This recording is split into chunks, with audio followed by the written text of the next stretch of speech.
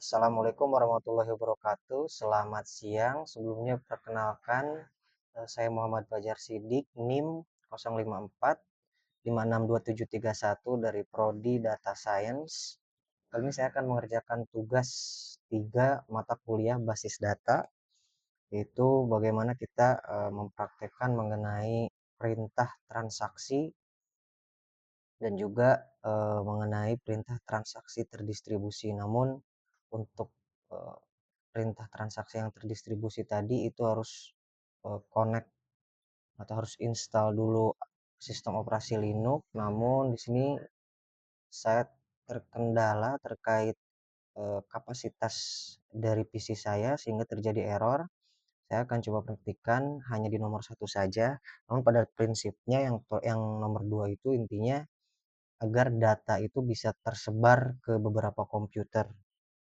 Nah, ada beberapa langkah untuk mempraktekkan transaksi, membuat transaksi basis data. Yang pertama, saya akan membuat database terlebih dahulu, kemudian membuat tabelnya. Nah, ini data-data tabel ini saya buat dari awal karena untuk mempraktekkan supaya lebih paham, saya tidak menggunakan data yang sebelumnya.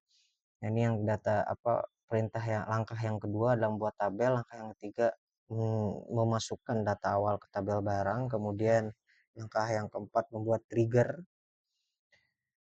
Langkah selanjutnya membuat prosedur. Prosedur tersebut sebetulnya seharusnya dibuat di menu rutin ya. Namun di sini untuk mempercepat video saya langsung buat di coding MySQL-nya.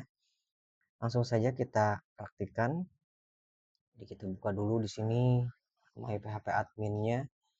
Nah, di sini kita buat dulu database-nya. Database dengan nama tugas 3. Di sini kita buat database tugas 3 sudah muncul. Kemudian langkah yang kedua membuat tabel barang dan penjualan. Jadi di sini saya akan membuat tabel dengan nama tabelnya adalah barang, kemudian selanjutnya dengan nama tabelnya penjualan gitu ya. Di sini yang menjadi primary key-nya adalah ID barang. Langsung saja kita masukkan kode MySQL-nya. Jadi di tugas 3 kita masukkan di sini hasilnya seperti ini, tabel barang, di bawahnya tabel penjualan, kemudian kita kirim. Maka di sini akan muncul tabel barang dan tabel penjualan. Namun data di barang dan penjualan ini masih kosong, ya belum terisi apa-apa. Nah, maka dari itu kita isi data awalnya. Kita isi data awalnya dengan saya melakukan perintah SQL, terima buku tulis 100, pulpen 200, penghapus 150. Ya, kita coba insert. Nah, ini akan masuk ya, akan masuk ke tabel barang. Kita lihat tabel barang sudah terisi.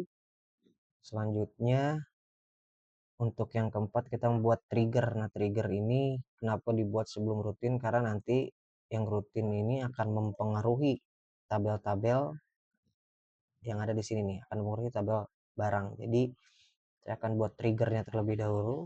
Di sini trigger saya akan buat pada tabel penjualan. Nah, kita create new trigger, kemudian kita beri nama kurangi stok karena nanti perintahnya akan mengurangi stok. Kemudian ya di sini tabel penjualan, timingnya di sini isi after kejadiannya kita insert ya, karena ini akan memasukkan data. Kita masukkan statementnya. Di sini update barang, set stok. Jadi ketika stoknya ini nanti dimasukkan maka akan dikurangi ya jumlahnya. Di sini where ID-nya ID barang gitu ya. Maka di sini kita kirim. Nah, di sini akan ada suatu trigger ya. Kalau di klik di sini, di mana di tabel barang, triggernya itu tidak akan ada. Nah, di sini triggernya kosong. Tapi kalau kita lihat di penjualan, di sini akan ada trigger. Nah, triggernya kurangi stok gitu ya. Nah, ketika trigger sudah dibuat, maka kita akan coba perintah transaksinya. Di sini ada commit, rollback. save point gabungan ya di sini ya. Kita coba perintah di perintah commit ya. Nah, kita coba perintah commit, kita isi SQL-nya. Nah, perintah commit di sini jadi nanti akan menambah kode 1 dengan jumlah 5 barang. Nah, perintah commit di sini jadi nanti akan meng-save ya, memasukkan data ini ke dalam barang ini dengan trigger yang sudah ditentukan tadi. Jadi ketika kita kirim, nah di sini apa? Nah, data belum data belum ada perubahan ya. Kemudian di penjualan juga di sini tabel belum terisi apa-apa. Mengapa? Karena di sini kita hanya membuat prosedur gitu ya, prosedur di rutin.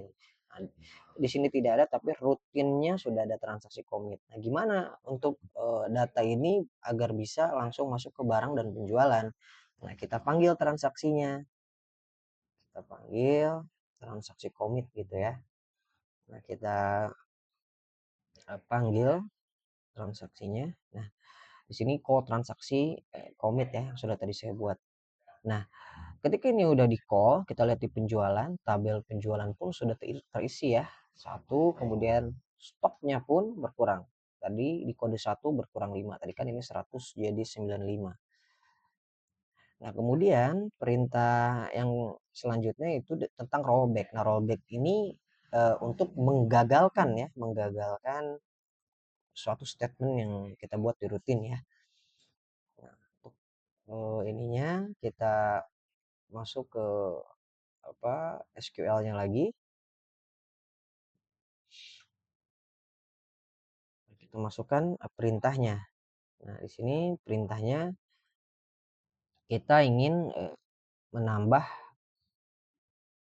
kode 2 dengan jumlah 10. Namun di sini di rollback, artinya digagalkan. Kita kirim. Nah, di sini prosedurnya sekarang sudah bertambah 2 rollback. Namun tidak ada pengaruh. Pun itu ketika di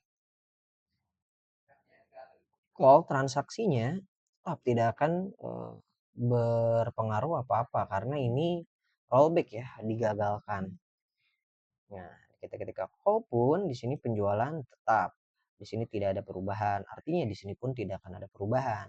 Dan perintah yang terakhir di sini ada transaksi save point sama rollback ya.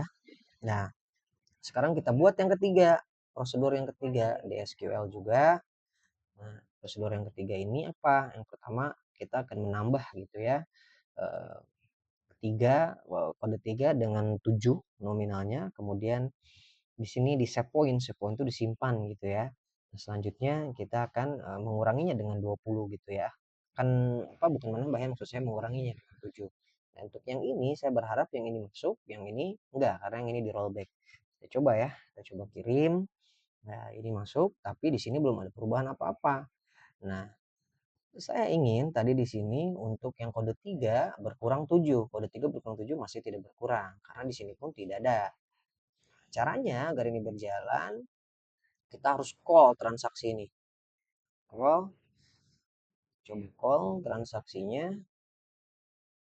Ketika transaksi ini di call, maka tabel penjualan pun sudah bertambah, kemudian barang pun sudah berkurang 153. Nah, jadi sampai di sini dulu saya praktik karena untuk mengenai replikasinya itu saya kendala di instalasi Ubuntu-nya.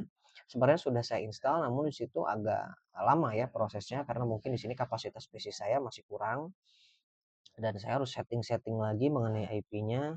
Nah, intinya untuk replikasi itu jadi data ini tersebar.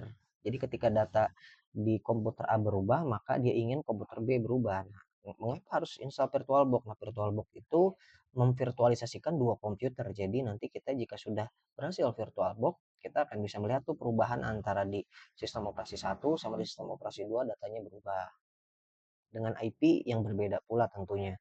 Jadi sampai sini yang bisa saya jelaskan karena terkendala juga dengan waktu, karena kalau saya tidak mengumpulkan itu sangat berbahaya, maka saya selesaikan saja sekarang. Jadi demikian jawaban dari saya. Mohon maaf jika ada salah-salah kata.